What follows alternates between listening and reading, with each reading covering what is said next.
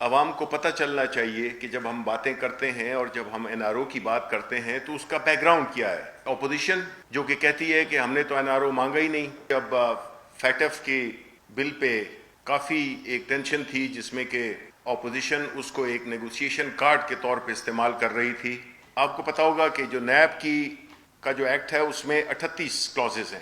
38 میں سے 34 شکوں میں انہوں نے ترامیم کی. بنیادی جو ترامیم ہیں کچھ میں ان کا بتا دیتا ہوں اور پھر میں یہ عوام پہ چھوڑتا ہوں کہ وہ یہ فیصلہ کریں کہ آیا یہ این آر او مانگ رہے تھے یا نہیں مانگ رہے تھے. پہلی جو امینڈمنٹ انہوں نے سجیسٹ کی وہ یہ تھی کہ نیب کے قانون کی جو عملداری ہے وہ 1999 سے کی جائے. اس کا اثر یا اس کے بینیفیشری کون ہوتے؟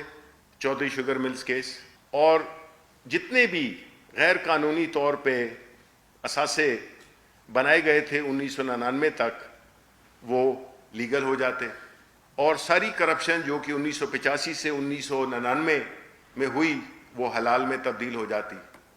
دوسری، کوئی نیب کا رول نہیں ہوگا یا آفینس نہیں ہوگا اگر تو کرپشن 1 ارب روپے سے کم کی ہے.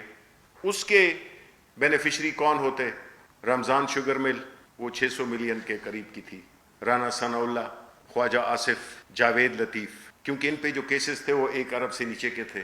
جو تیسری شک تھی اس میں یہ کہا گیا کہ جو منی لانڈرنگ ہے اس کو ایز اے تعزیر ہٹا دیا جائے، ایز اے جرم ہٹا دیا جائے. اس کے بینیفیشری کون ہوتے؟ Shehbaz Sharif T T case میں، Asif Ali Zardari fake account cases, Chaudhry sugar mill, Khawaja Asif assets cases, فریاد تالپور ایسٹ کیسز. چوتھی، بے نامی دار، جس میں کہ یہ کہا گیا کہ اہلیہ اور بچوں کو اس سے باہر نکالا جائے. یہ اس سے کون فیضیاب ہوتا؟ آصف علی زرداری جو نیو یارک کا پینٹ ہاؤس ہے. دا نیم آف اقبال میمن وہ ایکسکلوڈ ہو جاتا. انور مجید بچ جاتے. مولانا فضل الرحمان جن کی کافی بے نامی جائیدادیں آج کل ہمیں پتہ چلا ہے، آج بھی آپ نے ایک پریس کانفرنس سنی ہوگی. اور مریم نواز. پانچویں، ولفل ڈیفالٹ وہ ہے جس میں کہ یہ تاثر ملے یعنی قرض کو نہ دینا، یہ بھی ہٹا دی جائے.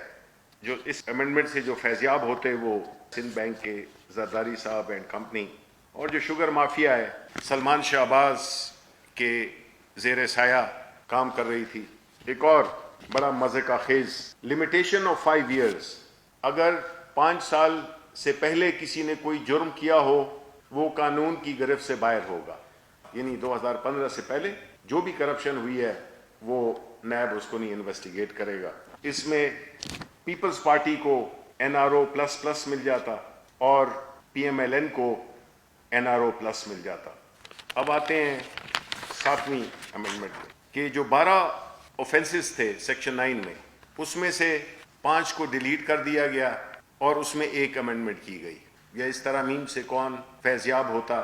وہ ہیں شہباز شریف کے جو ایسٹ کیسز ہیں، احسن اقبال، خواجہ آصف، شاہد خاقان، خورشید شاہ، جاوید لطیف، محمد نواز شریف، مریم نواز وغیرہ وغیرہ.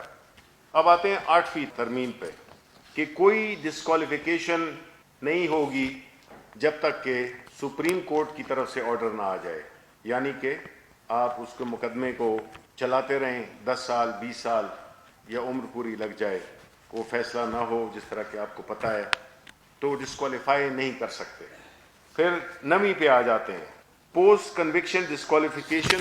یعنی کہ جب ایک شخص کسی بھی عدالت سے ڈسکوالیفائی ہو جاتا ہے تو اس کو ایک 10 سال تک کی اجازت نہیں ہوتی کہ وہ کسی بھی پولیٹیکل ایکٹیویٹیز میں نہ پارٹیسپیٹ کر سکتا ہے، شرکت کر سکتا ہے اور نہ کوئی عہدہ لے سکتا ہے، نہ الیکشن لڑ سکتا ہے. تو کہا گیا کہ اس کی مدت بجائے 10 سال کی اس کی 5 سال کر دی جائے. 10ویں کہ کوئی انٹرنیشنل کوآپریشن نہیں ہونی چاہیے. یعنی کہ آئی ایم ایل اے کو آپ نے بالکل ہی ردی کی ٹوکری میں ڈال دیا کیونکہ ان کو پتہ ہے کہ جو بھی دولت ان کی باہر ہے تو کوئی انٹرنیشنل کوآپریشن ہو نہ سکے. پھر 11ویں نو پروٹیکشن فار وسل بلور پارڈن.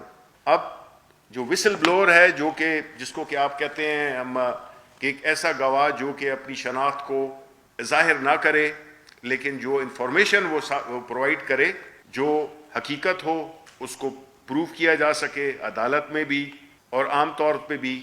اور یہ لائے بھی اسی لیے گئے تھے بیکاز پاکستان میں کرپشن کو پکڑنا کافی مشکل کام ہے، اور خاص طور پہ ان لوگوں کے لیے جو اقتدار میں ہوں، جن کے پاس وسائل ہوں. تو اس لاء کو بھی انہوں نے کہا کہ باہر نکالا جائے.